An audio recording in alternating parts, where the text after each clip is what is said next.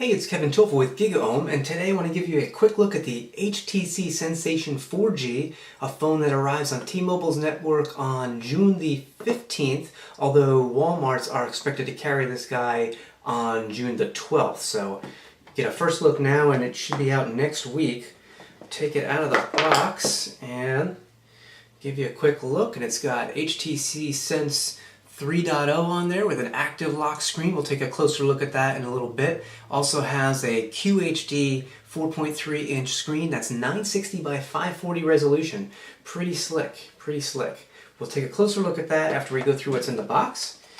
We've got our paperwork, of course, and then just 3 items in here. We've got the HTC power pack that you just plug in a USB cable to. We also have a USB cable, it's micro USB. And then we've got some headphones with inline controls. And these remind me of the very same headphones that came with my Nexus 1. Very, very similar, if not identical. So, alright, we'll put all that back in the box and take a close-up look at the Sensation 4G for T-Mobile. Okay, let's take a closer look at the HTC Sensation 4G. We've checked out what's inside the box. Now let's take a look at the phone. It's got the 4.3-inch display, and it is curved slightly on the sides and certainly at the bottom. It's just a very, very subtle little curve on the glass. I don't really feel anything noticeably different by it, but it's something I guess the HTC wanted to try. So you can see right in the front we've got the front-facing camera here, speaker, sensor. On the bottom we've got the 4 touch capacitive buttons, and other than that it's all screen. I'm going to hit the power button here. You can see it's a beautiful screen. It's 960 by 540. It's got good viewing angles. Let me see if I can do that without glare. There we go. Kind of hard to do here in my lighting situation. But it's super LCD, very nice. And you can also see HTC Sense 3.0. We've got the active lock screen here. I've configured it for my weather, and then I've also chosen 4 shortcuts. So instead of just unlocking the phone, which I can do by dragging the ring, I could actually go, say, unlock and go to the web, and boom, there I am. It unlocks and opens up the web app, which I was already browsing. So let's tap that and get back to the home. This is going to look familiar to anybody who's seen HTC Sense. If you've looked at my video of the Flyer, you'll see that has Sense also, the newer Sense.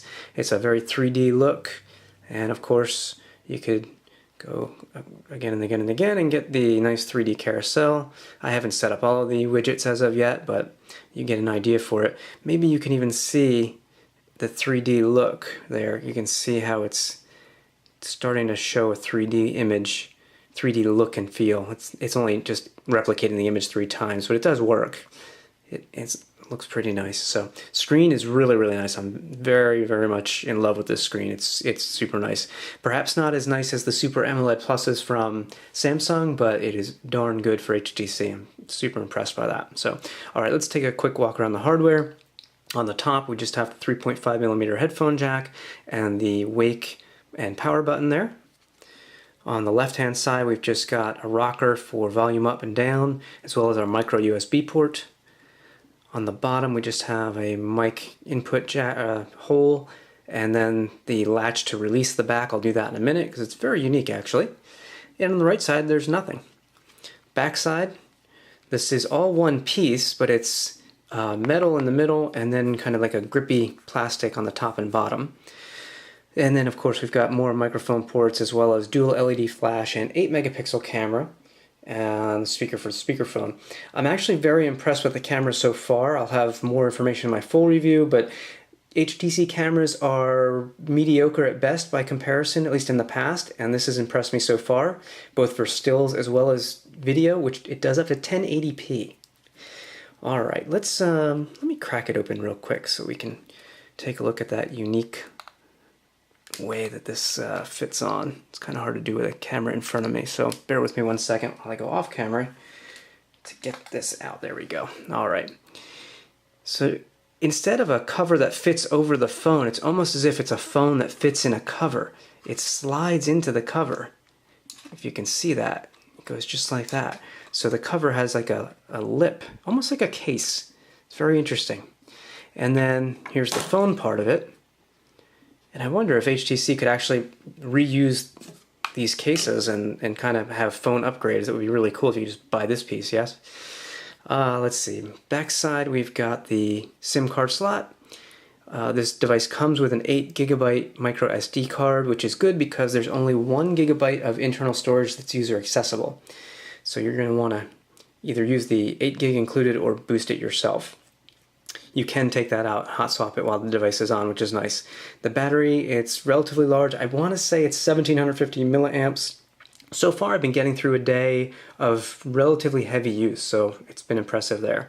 And then of course you can see the camera sensor and so on. So let me put this back in its, I want to say put the cover on, but it's really like putting the phone back in a case.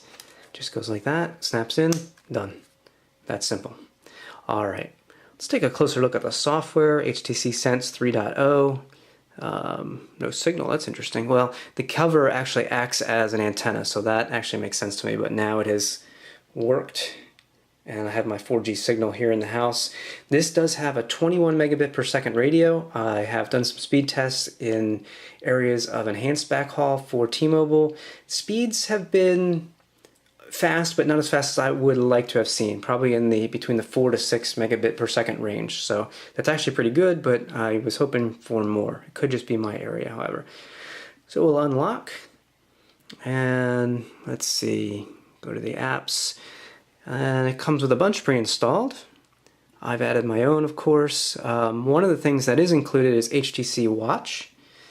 And although I haven't rented or purchased any videos from HTC Watch, I have looked and browsed, and also, let's see if I can get a preview. I may need to actually be on Wi-Fi for that, so I'm going to switch over here in the quick settings and say Wi-Fi on. I like the quick settings that they have here in the notification shade. It's just 2 tabs in the notifications, as well as your most recently used apps. So we will get that back. No videos found. Let me go to recommended. And just pick no strings attached, just for fun. Let's see, it's a rental. Is it not going to let me?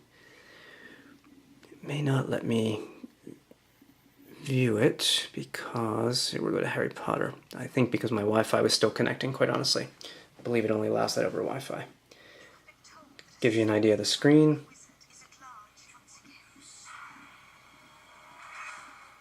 It's actually quite good. Not as bright and vivid as the Super AMOLED Plus, but still pretty nice. Alright. Let's see what else we can take a quick peek at here. There's also HTC's music store, which is Listen. If I believe, yeah, there's Listen. Albums seem to be in the $6 range, but I don't see a wide variety of albums just yet. It's powered by Music Station. New release albums, I didn't see anything super new that I had to have, but you can get a feel for what's there. Of course, you can preview tracks and such. That's fine.